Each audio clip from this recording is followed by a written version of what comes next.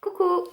Je te retrouve aujourd'hui pour une vidéo sur la thématique de se lever tôt et un peu le développement personnel. Alors, je sais pas si tu me connais, je sais pas si tu as déjà vu des vidéos sur ma chaîne, mais si c'est le cas, tu as pu entrevoir le fait que je parle beaucoup de développement personnel. Et c'est parce qu'en fait depuis je pense 4-5 ans j'ai entamé un processus de une sorte de psychothérapie mais à ma sauce et du coup je consomme énormément de vidéos et de livres et j'ai beaucoup de discussions autour de la psychologie et du développement personnel. Ça a été hyper chouette, je suis plus... comment je peux dire, j'ai jamais été aussi heureuse de ma vie et c'est notamment grâce à toutes ces prises de conscience que j'ai eues, à tous ces questionnements, à tous ces changements que j'ai faits dans ma vie, dans la façon dont je pense, dans la façon dont j'interagis avec mes émotions, dont je communique avec les autres et ça a été vraiment merveilleux. Après, j'aime bien être toujours un peu critique, notamment sur le développement personnel parce que c'est souvent écrit par des personnes qui sont pas toujours conscients par exemple de leurs privilèges. C'est aussi souvent des grosses généralités qui ne peuvent pas tout le temps s'appliquer à tout le monde. Et aujourd'hui j'avais envie de te donner un exemple qui est le cas du l'avenir appartient à ceux qui se lèvent tôt ou ce livre, je sais plus comment s'appelle le mec, euh, Miracle Morning, où en fait c'est un américain, un jeune trentenaire, quarantenaire, tu vois, qui explique en fait que lui tous les matins il se lève à je sais plus 4h30, 5h du matin pour du coup faire du sport, méditer, lire des livres et commencer sa journée de bonne humeur. Et en fait, moi, quand j'ai entendu parler de ce livre, quand j'ai entendu parler de cette notion, et quand toute ma vie, en fait, j'ai galéré à me lever tôt le matin et qu'on me répétait l'avenir appartient à ceux qui se lèvent tôt, mais en fait, j'ai été un peu en... J'étais un peu... Ouais, j'étais triste en fait, tu vois, je me disais, bah, moi, je serais jamais quelqu'un de... En anglais, c'est successful.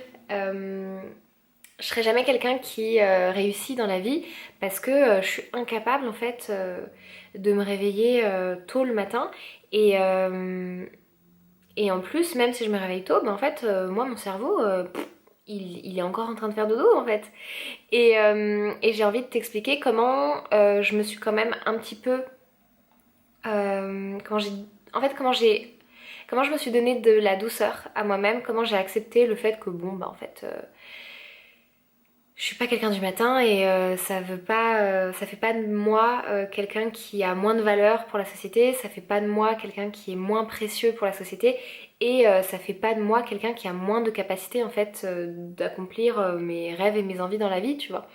Par contre, c'est vrai que ça fait quelqu'un qui coche une case en moins dans le stéréotype de la personne qui a la gagne, qui est motivée, qui en veut, blablabla. Mais en fin de compte, je me suis rendu compte que mon employeur, en lui expliquant que moi le matin, en fait, j'ai déjà essayé et j'essaye encore, mais en fait, je peux pas me réveiller tôt, ça marche pas, mon cerveau il marche pas.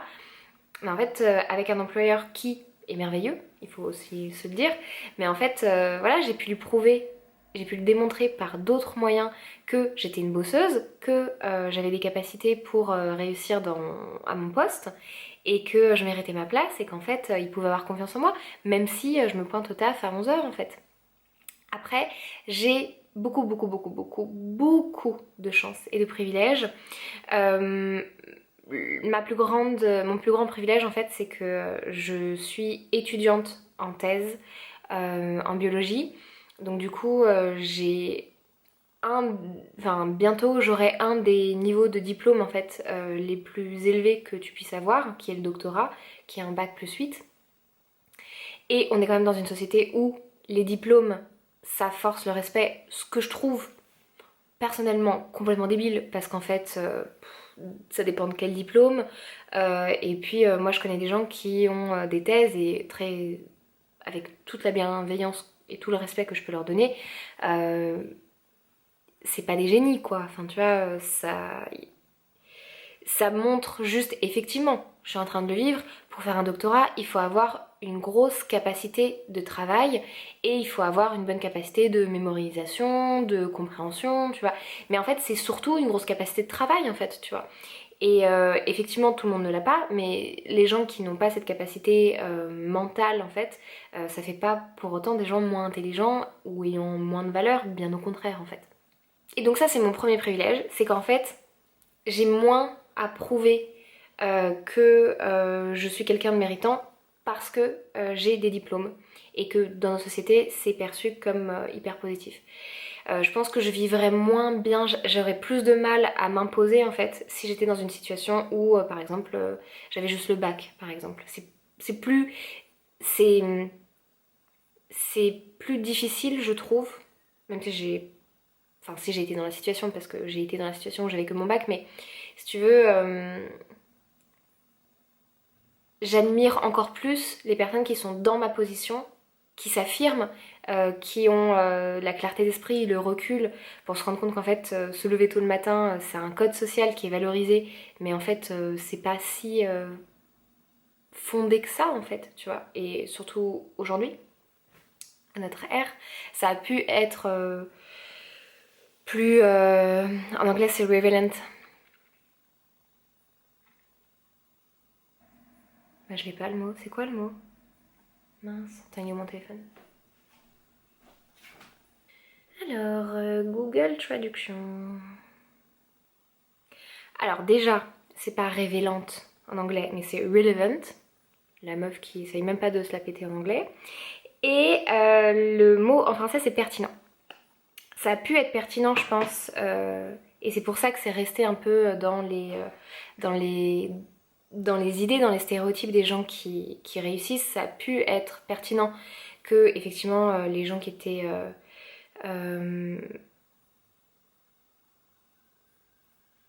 plus utiles à la société étaient des gens qui se levaient tôt. Et encore, je sais pas en fait. Non, en fait, je pense que ce que je suis en train de dire, c'est nul, donc je vais m'arrêter là. Je suis plus d'accord avec la moi d'il y a 30 secondes. Et du coup, ce que je voulais dire, je suis désolée, je suis hyper fatiguée en fait, et je te fais cette vidéo de manière complètement spontanée. Mais j'avais envie de te la faire, c'était venu comme ça. Qu'est-ce que je disais du coup? Oui, donc je disais que je trouve qu'une personne dans ma situation qui a la confiance en soi et l'affirmation, en fait c'est de l'affirmation de soi, qui a l'affirmation de soi pour dire bah en fait moi j'ai autant de valeur qu'un autre, sauf que moi en fait je suis pas capable de me... Enfin c'est pas bon pour mon fonctionnement en fait de me lever tôt et je préfère être un peu décalée et me lever un peu plus tard. Je pense que la personne qui aura ce discours et qui n'a pas de diplôme aura encore plus en fait de capacité d'affirmation de soi que moi, parce que pour moi ce que je disais en fait c'est que c'est quand même facilité du fait que j'ai des diplômes, voilà. C'était très bien dit comme ça et je suis désolée pour les 5 minutes de bouillabaisse que je t'ai sorti juste avant. Et en fait, le deuxième privilège que j'ai, c'est qu'en fait j'ai un métier qui, pour l'instant, est quand même assez flexible sur les horaires. La recherche académique, c'est quand même très libre.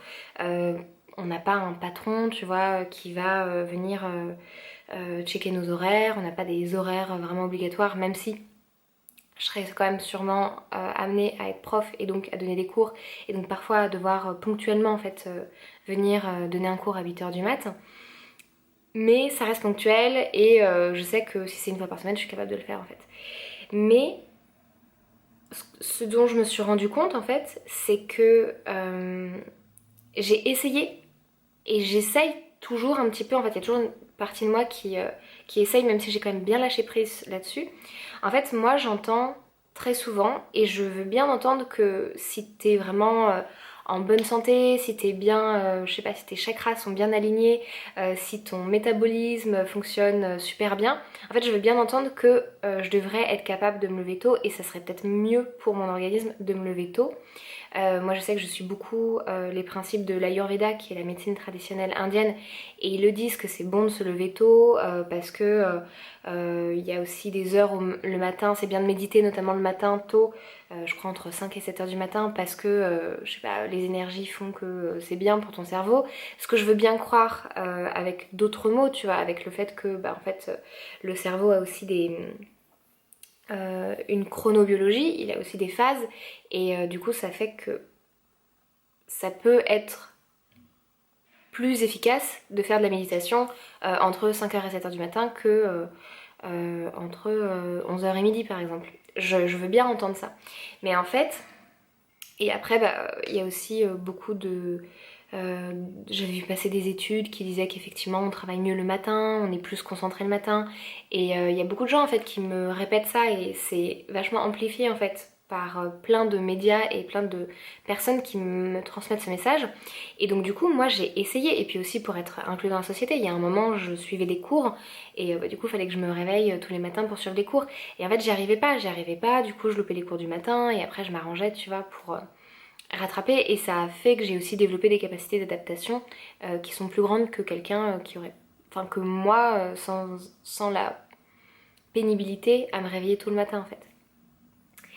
Et c'est vrai que depuis que j'ai amélioré ma santé, depuis que je mange mieux, depuis que je bouge plus, depuis que je prends soin de mes émotions, que je prends soin de mes besoins en fait, c'est vrai que j'arrive plus facilement à me lever tôt le matin.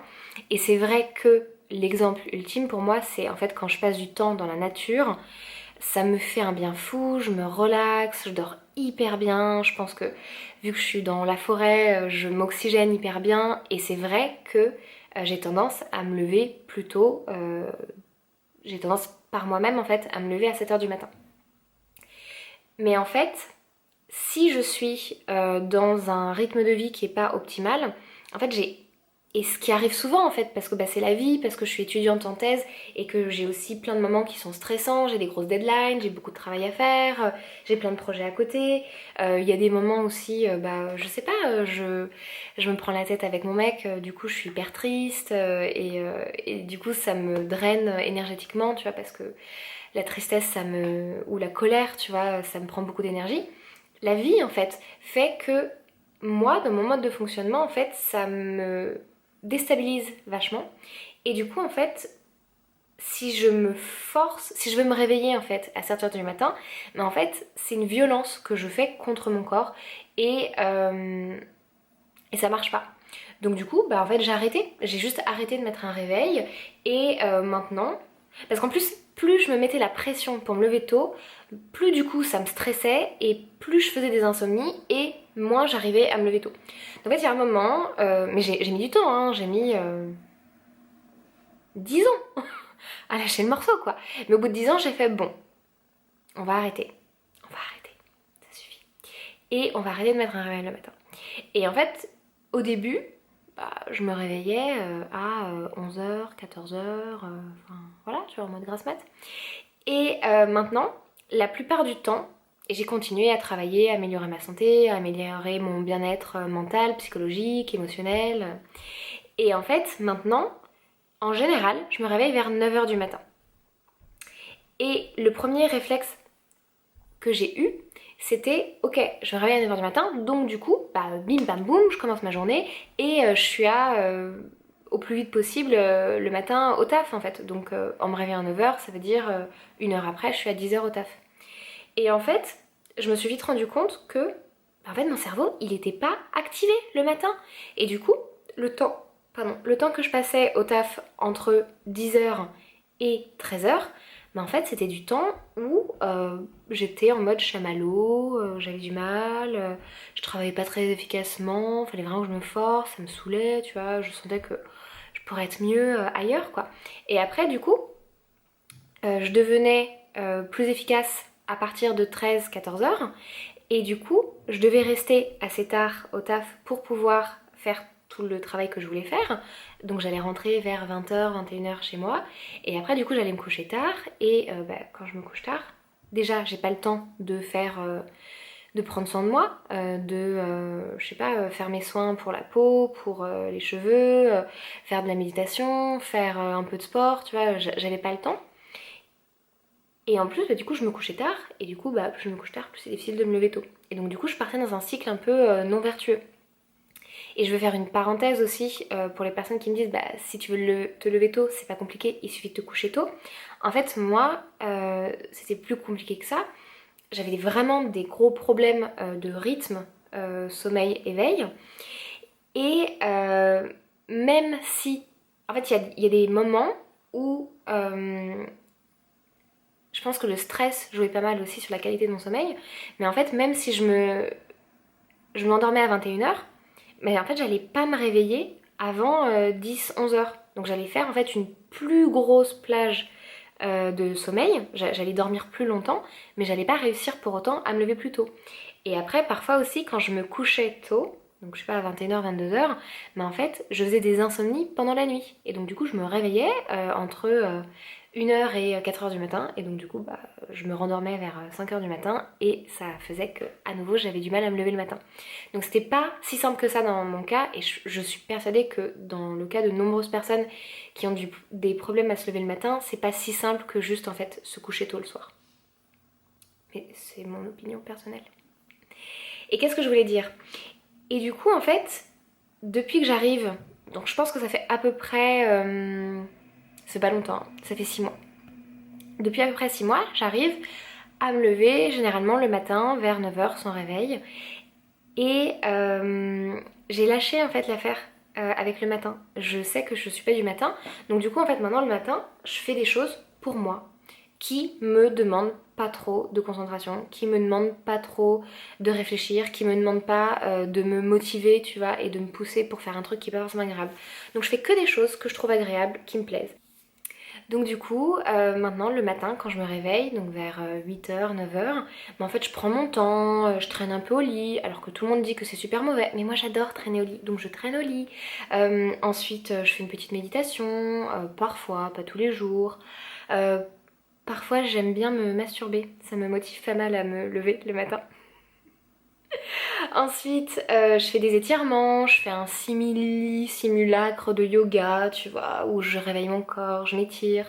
Après, je fais un simulacre de Qigong, donc je vais taper en fait sur des points pour un peu réveiller mon corps, tu vois. Après, je vais me prendre ma petite douche que j'aime bien faire durer très longtemps. Et ensuite, je vais prendre mon petit déjeuner et vers généralement 10-11 heures. Et après, je vais bien prendre le temps de digérer pour bien laisser doucement la nourriture être assimilée par mon corps, pour bien digérer sans être stressée, parce que si t'es stressée, ta digestion est coupée et du coup tu digères mal et après ça fait que t'assimiles pas bien tes nutriments et en plus tu pètes. Et donc là vraiment moi je prends bien mon temps et vers 13h en général je me pointe au taf. Et au début j'étais terrifiée quand je me suis rendu compte qu'en fait c'était ça mon rythme idéal parce que moi je travaille au Danemark et en fait les Danois, il y en a plein qui sont au taf à partir de 7h du matin et généralement à 8h du matin la plupart de mes collègues danois sont au taf et les collègues étrangers ont un peu tendance à s'adapter donc la plupart des gens est au travail vers 8h max 9h et en fait j'ai eu un peu peur parce que je sais aussi que pour mon superviseur c'est hyper important qu'on soit une équipe, donc du coup qu'on relationne entre nous. Tous les matins à 9h, 9h30, toute l'équipe se prend un café tous ensemble. Et, et aussi pour lui c'est important qu'on se voit en fait pour suivre un peu, ne serait-ce que mon état psychologique en fait, me voir de temps en temps, ok bon elle a l'air d'aller, cool tu vois, et qu'on puisse être ensemble.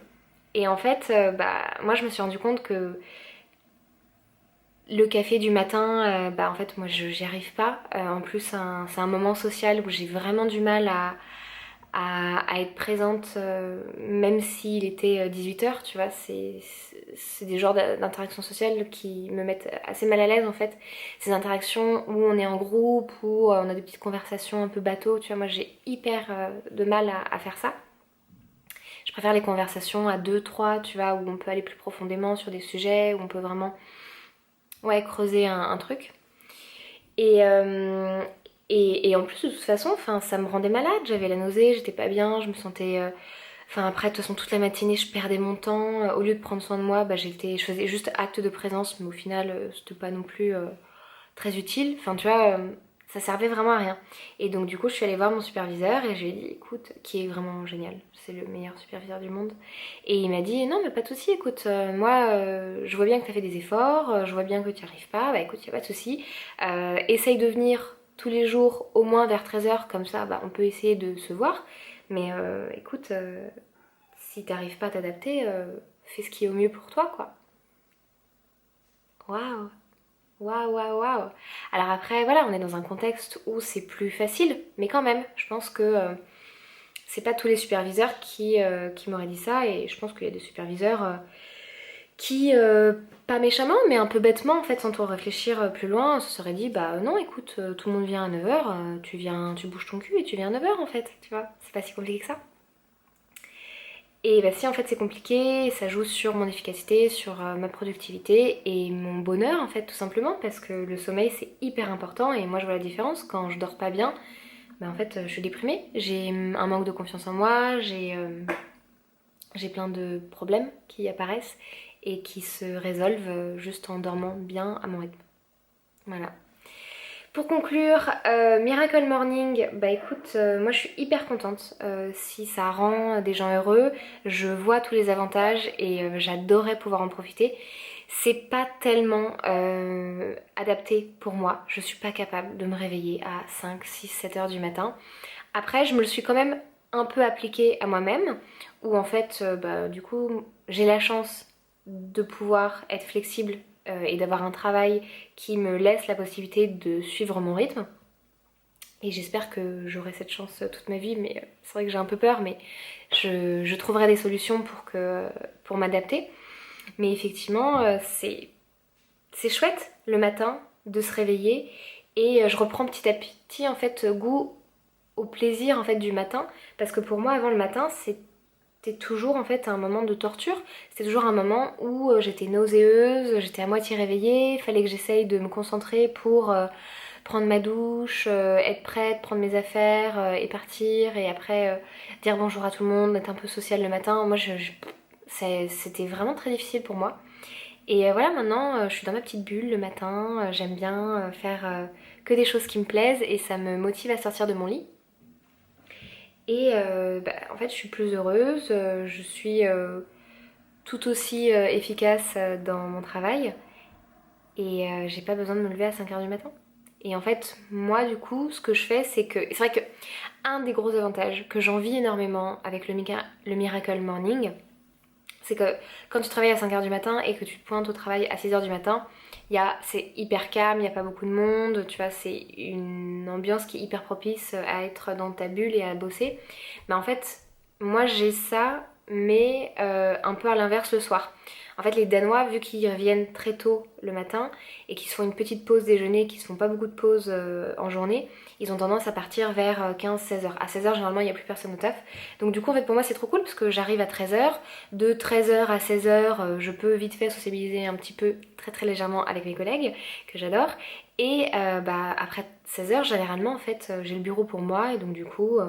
c'est la fête, je peux mettre ma petite musique, je peux péter tranquillement dans le bureau, c'est cool, voilà. Et ça me rend heureuse. Je pense que j'ai fait le tour du sujet, donc je vais m'arrêter là pour cette vidéo.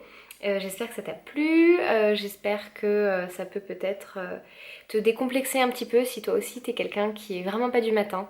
Je t'apporte tout mon soutien, je comprends la galère que c'est d'être dans un monde qui valorise les lève-tôt et d'être une personne qui est tout aussi méritante, tout aussi ambitieuse, mais juste en fait qui biologiquement notre rythme est tel que ben en fait c'est trop compliqué de s'activer le matin.